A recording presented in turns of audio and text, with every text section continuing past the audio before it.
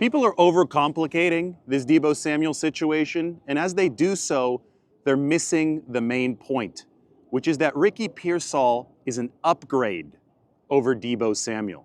The 49ers used a first-round pick on Pearsall less than a year ago, and the idea was that he'd ultimately replace one of the veteran 49ers receivers on the roster. For 2024, they decided to keep Deebo Samuel, Brandon Ayuk, Juwan Jennings, and Ricky Pearsall because they wanted to give the rookie runway to develop. They were chasing that Super Bowl in 2024 with the players they already had. But the plan was for Pearsall to show enough by the end of 2024 so that the 49ers could move away from any cost efficiency in 2025. And right now, the most cost-inefficient 49ers receiver is Deebo Samuel. So go back to the day that Pearsall was drafted. I think that we all saw this coming.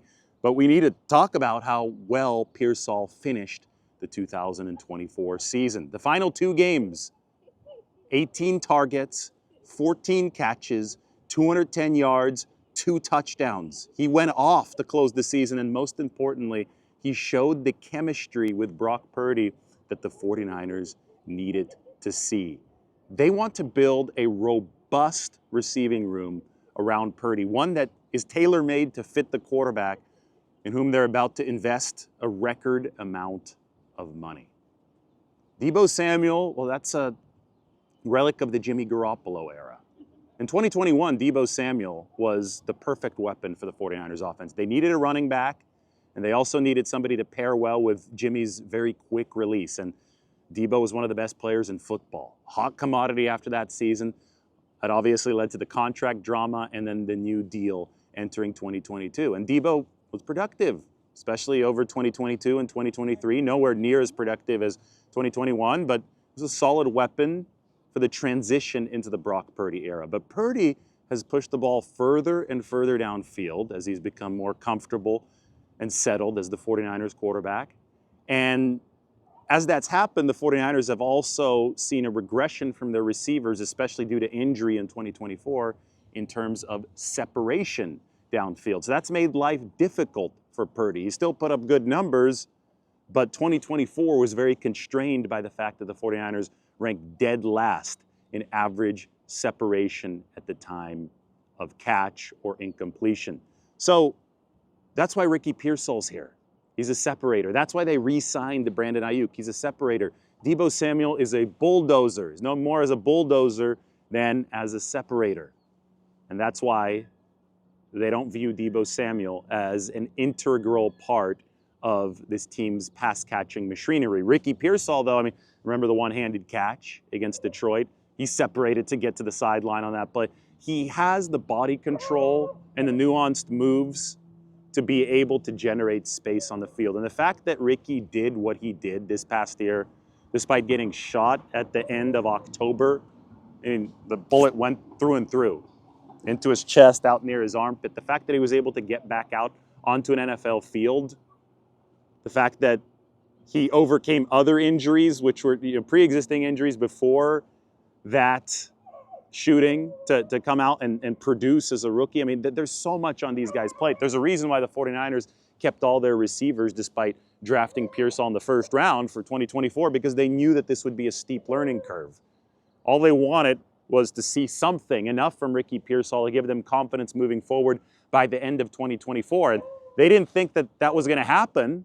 Nobody thought that was going to happen after he got shot, but he ended up delivering anyway for the 49ers, those final 2 games against the Lions, and then to finish the season against the Arizona Cardinals really were impressive from Ricky Pearsall. You know, and then we talk about his character and the fact that he's willing to forgive the guy who shot him. The fact that he's talking about that out in public, and this is a rookie in the NFL whose life was nearly taken away, yet he's focused on messages of forgiveness, and he's also executing on an NFL football field at the very highest level. 49ers know that Ricky Pearsall's built to the right stuff, and they know that they can pair him with Brock Purdy, somebody who he crossed paths with in high school, by the way. Purdy and Pearsall's teams played against each other. It was one of those games, I think Purdy's team put up 70 points, Ricky's team lost, but Ricky still got 200, 300 receiving yards. So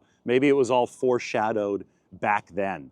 Main point, though, is that this is the natural progression of things that we expected back when the 49ers drafted Pearsall. Over the final 2 games, if you want to get more advanced with these statistics, yards per route run, which is really going to show you target distribution, balance, and receiving efficiency within an offense. Ricky Pearsall was at 2.63 yards per route run, which would have led all 49ers.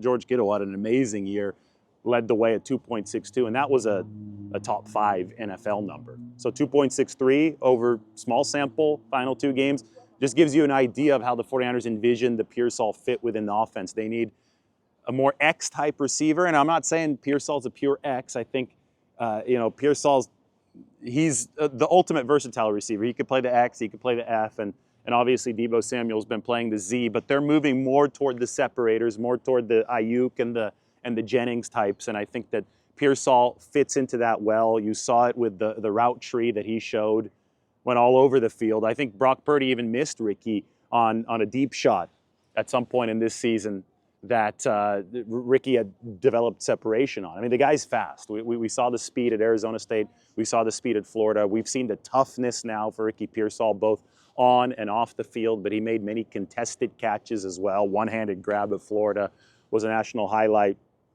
So he fits, and that's what this is all about. You move to the cost-controlled draft to be able to pay guys like Brock Purdy, to be able to maintain the A-list status of the team. This is not about the 49ers changing culturally. In fact, I would say that the culture of how John Lynch and Kyle Shanahan have built this has stayed the same. If you are an A-list cost-efficient player, and to be an A-list cost-efficient player, I mean, you truly have to be producing at an A-list level, they will pay you and they will keep you. But if your availability dips, if your level of play dips, and you're being paid at an A-list rate, yet you aren't producing that way on the field, they're going to go for a pay cut or they're going to go for a trade. And if the pay cut is refused, then they'll go for a release. We saw that with Eric Armstead last season. So Deebo Samuel is no longer producing at an A-list level. I mean, anybody with 2 eyes can see that. That's what we saw in the 2024 season. He's now 29 years old. You move on to a draft pick who can pick up that slack. They used the first-round pick on Ricky Pearsall. That's going to come at a much better price, and you continue to build the team around your existing A-listers, and that, of course, starts with Brock Purdy, who's going to get that contract this offseason. Doesn't mean that they won't look into more for the receiving room. You can always layer depth in the receiving room. Last year, with all the injuries there, the 49ers really paid, right? They did finish last in average separation at the time of catch. But that was with Deebo Samuel as part of the mix. So they're still going to try to build this out as robustly as possible within the constraints that they have. But the general philosophy of the 49ers is pay your A-listers, retain your A-listers, even if they're veterans. But this is what Bill Walsh did as well. It's good to move off of guys a year too early than a year too late at those veteran prices. Then you replenish through the draft. In 1985, the 49ers drafted someone named Jerry Rice. Bill Walsh was sitting in a hotel room in Houston before the 49ers were about to play the Oilers. Remember the Houston Oilers? And he was watching local news, and he saw highlights of a receiver from Mississippi, and that was Jerry Rice. And Jerry Rice replaced Freddie Solomon. Freddie Solomon had been a veteran receiver who had accomplished a lot for the 49ers, starting with the 1981 Super Bowl, right? And then 1984 Super Bowl as well. But Freddie Solomon was slowing down, so Bill Walsh brought in Jerry Rice. Freddie Solomon stayed on the team for 1 year after Rice came in for that 85 season, but by 86, it was Jerry Rice's show, and of course, the rest was history. So that's how team building works. It's not a massive philosophical change. This is just ruthless NFL roster construction.